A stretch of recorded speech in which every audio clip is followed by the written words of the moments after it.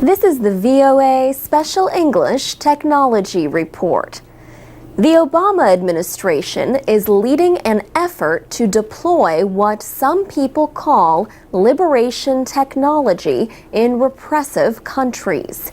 The New York Times reported that these efforts include shadow internet and mobile phone systems. These are secret networks designed to operate independently of a government's control. Dissidents in the Middle East, North Africa, and other countries are increasingly using the internet, social media, and mobile phones. Some governments have taken steps to block or spy on their communications. Officials in Egypt shut down internet connections in February in a failed attempt to stop democracy protests. The Syrian government recently took similar action. Ken Berman is the Director of Information Security at the Broadcasting Board of Governors, the parent agency of Voice of America.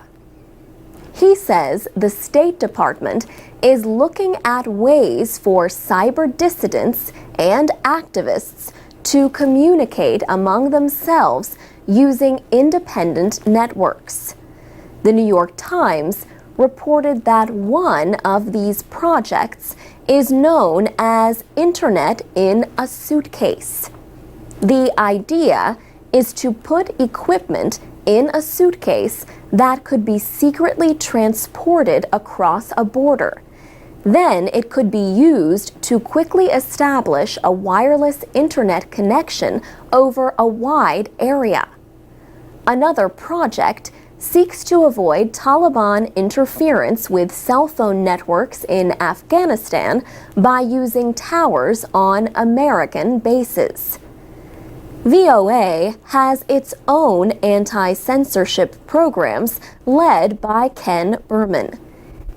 He says, "What we're trying to do is give tools to allow people in countries that have hostile regimes to circumvent, to go around the blockage or the filtering that their own governments do."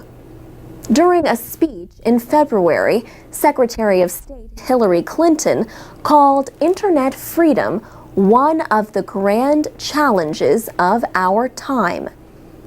The State Department says its efforts are aimed at supporting free speech and human rights, not overthrowing governments.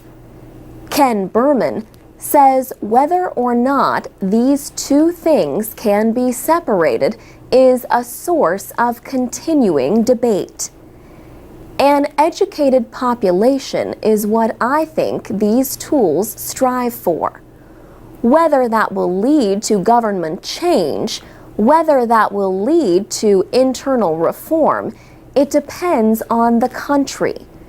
There are so many dynamics in play in so many different countries, it's hard to know what effect open information has. For VOA Special English, I'm Alex Villarreal. You can download MP3s of our programs and get podcasts at voaspecialenglish.com.